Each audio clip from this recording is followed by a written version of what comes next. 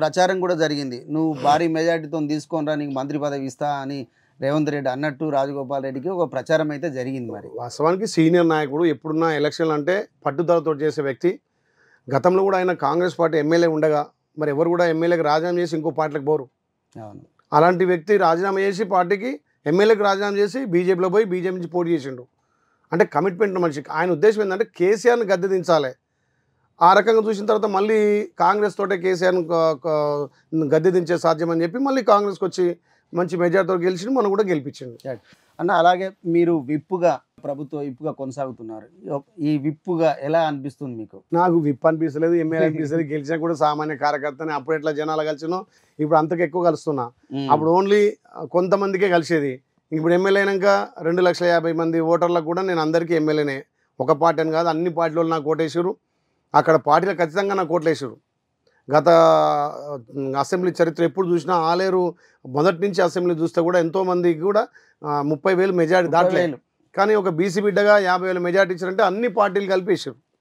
అట్లా నాకు భారీ మెజార్టీ వచ్చినప్పుడు నేను ఇప్పుడు కూడా ఓట్ల వరకే పార్టీ అనుకుంటున్నాను. ఓట్ల తర్వాత ఆలేరుకు ఒక సేవకుడిగా ఏ పార్టీ వచ్చినా, ఏ ఎవరికి ఇబ్బంది ఉన్నా, ఏ ఆపద ఉన్నా, ప్రభుత్వ పరంగా కానీ వ్యక్తిగతంగా కానీ మా ఫౌండేషన్స్ కానీ ఏ పనున్నా అన్నా అంటే నేను ఉన్నానే ముందుకు పోతున్నా. కాబట్టి మీరు చూడండి, ఎప్పుడన్నా రోజుకు పొద్దున 500 మందికి రోజు కలుస్తున్నా. 500 మెంబర్స్, 500 మంది. అసలు ఓసారి నాకే ఏంది ఇన్ని సమస్యలు ఏమంటానా అంటే గత ప్రభుత్వంలో వాళ్ళు ప్రభుత్వం చేసినటువంటి కొన్ని పొరపాటు వల్ల ధరణి సమస్య కావచ్చు, భూ సమస్యలు కావచ్చు, పెండింగ్ ఉన్నటువంటి రేషన్ కార్డులు కావచ్చు, పెండింగ్ ఉన్నటువంటి ఉద్యోగాలు కావచ్చు, అన్ని విషయాల్లో కొంచెం కేసీఆర్ గవర్నమెంట్ విఫలమై సమస్యలు పేరుకపోయినాయి.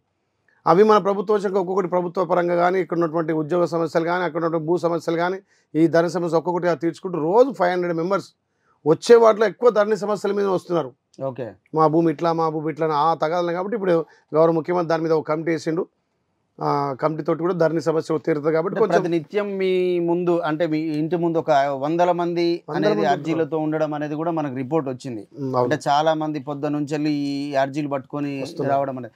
అంటే ఒక్కసారిగా మీకు 50,000 మెజార్టీ వచ్చింది కదా, దీనిపైన అంటే మీ పైన ఇంకా ఎక్కువ బాధ్యత పెరిగినట్టు అంటే ఆలేరు ప్రజలు ఏం చూసారంటే పార్టీలో ఖచ్చితంగా ఒక సేవకుడు కావాలి. ఆలేరుకు ఏ పదవి లేనప్పుడే సేవలు చేస్తున్నాడు, ప్రజలకు అందుబాటులో ఉంటున్నాడు, ప్రజల సమస్యలు వింటున్నాడు.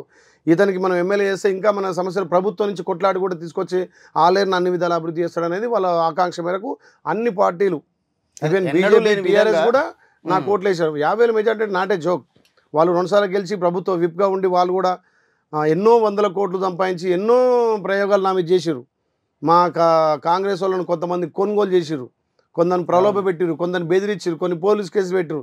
అయినా ప్రజలు వన్ సైడ్గా తీర్పిచ్చారు. దీంతో ఇంకా మీ పైన పెద్ద బాధ్యత అనేది ఇది బాధ్యత అనుకుంటా. ఎందుకంటే ప్రజలు ఆశీర్వదించారు కాబట్టి, ఓ సేవకుని గుర్తించారు కాబట్టి నిరంతరం ప్రజలకు సేవ చేసి ఇంకా ప్రభుత్వం నుంచి కొట్లాడి కూడా నిధులు తీసుకొచ్చి ఆలేరును ముఖ్యంగా